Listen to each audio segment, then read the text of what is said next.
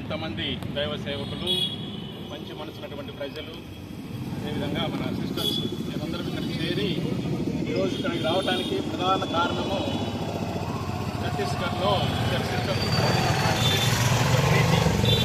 వదరా Francis గారికి 50 సంవత్సరాలు, ప్రీతి గారికి 40 సంవత్సరాలు. వారు కేరళలో జన్మించి ఛత్తీస్గఢ్ అక్కడ లెప్రసీ ప్రజలకు సేవ చేయడానికి వారి జీవితాన్నే త్యాగం చేస్తున్నారు. అక్కడ అమాయక ప్రజల దగ్గర ఉండి వారికి సేవ చేస్తున్న వారికి ఉద్యోగావకాశాలు కల్పించాలని 3 అమ్మాయిలను తీసుకొని ఆగ్రాలోని హాస్పిటల్లో వారికి ఉద్యోగం కల్పించడానికి వారి ప్రయాణమై వచ్చారు. స్టేషన్లో మరి ఎవరైతే బెదిరించిన వ్యక్తులు వాళ్ళందరూ అక్కడ దుర్భాషలాడి వారి మీద అన్యాయపు కేసులు ఆక్రమించారు. వారి మీద మరి ఎంత దారుణం అంటే చట్టం అనేది ఒక ఉన్నత అధికారులు లేకపోతే ప్రభుత్వ అధికారులు వాళ్ళ చేతున్నటువంటి చట్టాన్ని ఇది ఒక మతపరంగా తీసుకోవటం ఇది చాలా బాధాకరమైనటువంటి విషయం. మరి ముఖ్యంగా మనం గమనిస్తూ ఉన్నాము, వారి మీద పెట్టినటువంటి కేసులు మానవ అక్రమ రవాణా అంటే మనుషులను అమ్ముకునే విధంగా వారిని చిత్రీకరించారు. అది ఎంత దారుణం అంటే మనం చరిత్ర చూసుకుంటే విద్య కానీ వైద్యం కానీ మన సేవ అన్నది మిషనరీ సంస్థల నుంచి ముఖ్యంగా సేవ వాళ్ళ ద్వారానే మనం పొందుకున్నాం. అటువంటి వారి మీద మానవ అక్రమ రవాణా అనేటువంటి ఆ కేసు పెట్టడం అనేది చాలా బాధాకరం. ఆ ముగ్గురిని కూడా వాళ్ళు అడిగి ఉన్నారు, పోలీసు వ్యవస్థ అందరూ కూడా ప్రశ్నించారు.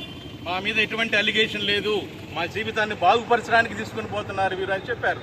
ఇన్ని సాక్ష్యాలు ఉన్నా కూడా పార్లమెంటు కూడా దద్దరిల్లింది. అనేక మంది మాట్లాడారు దీని విషయంపై. అదేవిధంగా కేరళలో కూడా ఎంతో పెద్ద ఎత్తున నిరసనలు తెలిపారు. ఇంత జరిగినా కూడా వాళ్ళని వదిలిపెట్టలేదంటే ఇది చాలా బాధాకరమైనటువంటి విషయంగా ఖచ్చితంగా మేమందరం కూడా దీన్ని భావిస్తున్నాము.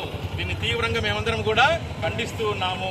ఇది కేవలం వాళ్ళిద్దరి మీద జరిగినటువంటిది కాదు, మైనారిటీ ఉన్నటువంటి ప్రజలందరి మీద జరిగినటువంటి ఒక దారుణమైన హింస. ఇది కేవలం వారిద్దరికీ కాదు, ఇద్దరు వ్యక్తులకు జరిగినటువంటిది కాదు. ఇది మైనారిటీ ప్రజలకు చెప్తున్నటువంటి ప్రజలందరి మీద జరిగినటువంటి ఒక పెద్ద దాడి ఇది.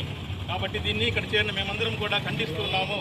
మరి ఇప్పటికన్నా ఆలోచించి అన్ని మతాలను, అన్ని కులాలను అందరికీ సమన్యాయం చేసి ముఖ్యంగా సేవ చేసేటువంటి వారిని అరెస్ట్ చేయడం చాలా బాధాకరం. కాబట్టి మేమందరం కూడా దీన్ని తీవ్రంగా ఖండిస్తున్నాము.